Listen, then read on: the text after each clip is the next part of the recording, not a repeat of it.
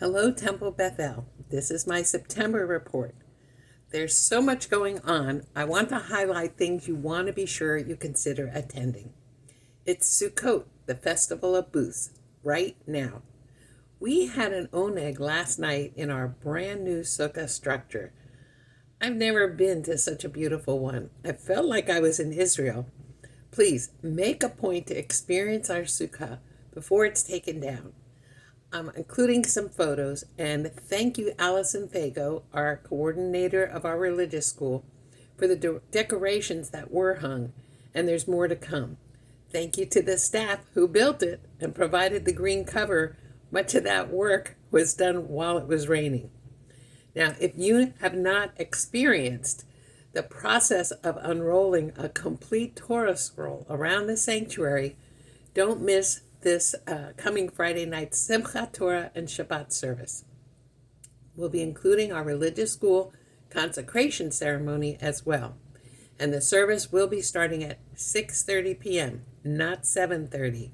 For those of you who can, get off the Zoom and come into the building and come feel the Torah physically surround you. Sisterhood has a wonderful welcome back luncheon set and another Ladies Who Lunch this month.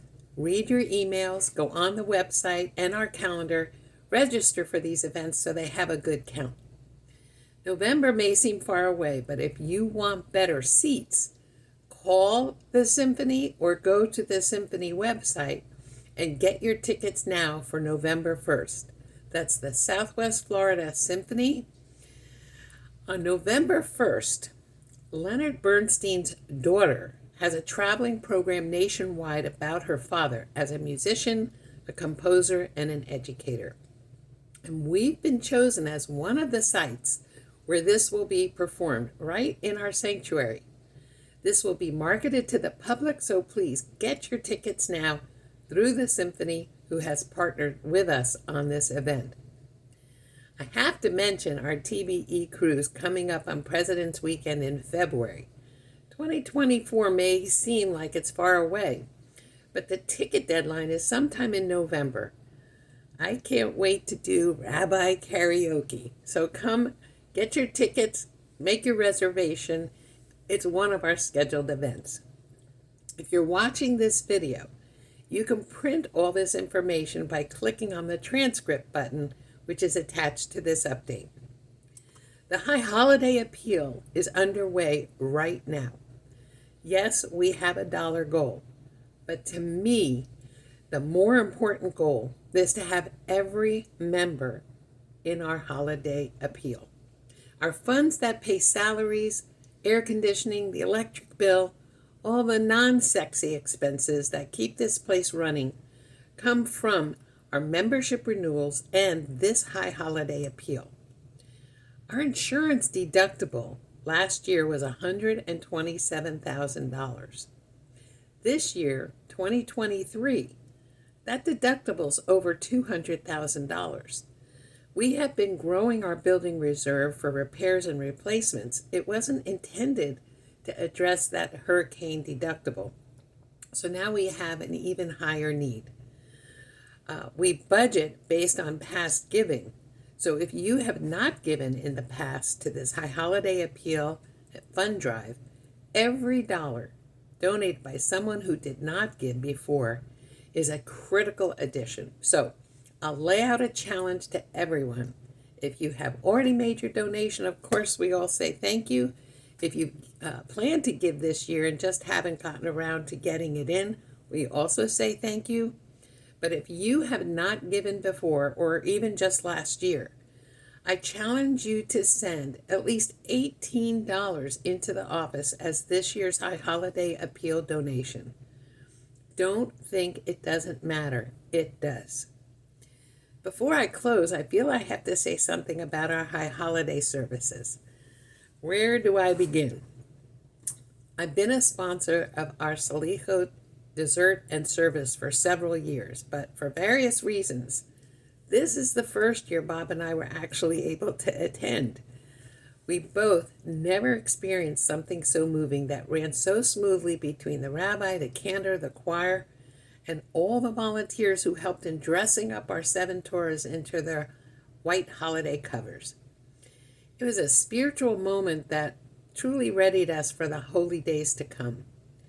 If you missed it this year, mark your calendars and plan on joining us next year for Slichot. And special thanks to Phyllis.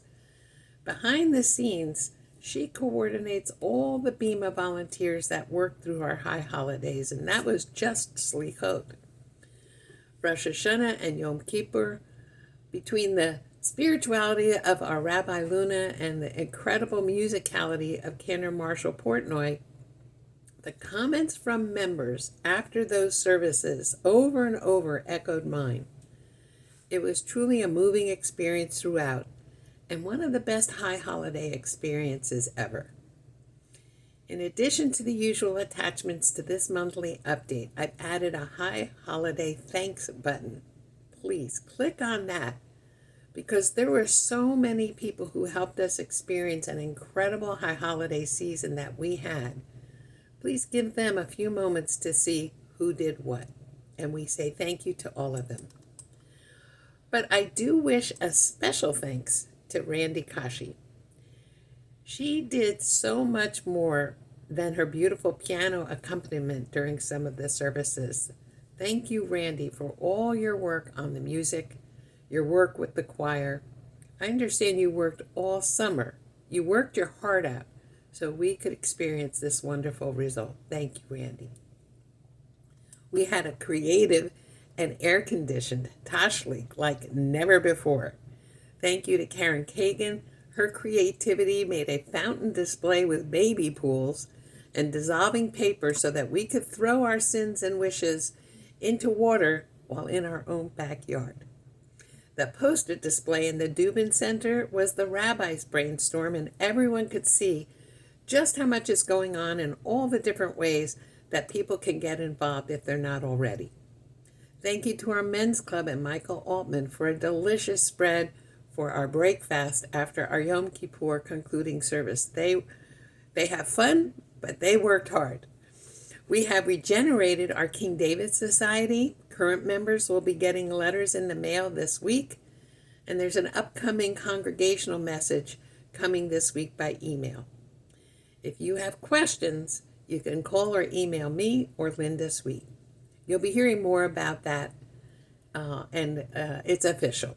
We've officially now have an endowment program. Our first 2 gifts that have been mentioned before are in, with additional dollars expected.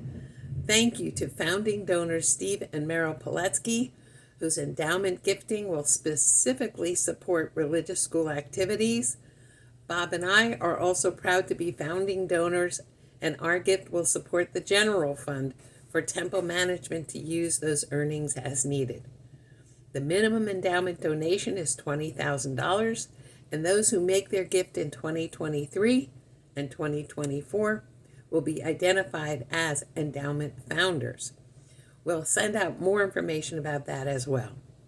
We didn't have a Council of Committees meeting this month, but we did have a Board of Trustees meeting. You have the minutes. Thank you in advance, Allison Fago. She'll be running the October Council of Committee meeting while Bob and I are out of the country. I wish everyone a sweet and healthy 5784 and hope we can safely get through the rest of this hurricane season. I'll see you next month. If not before then, shalom.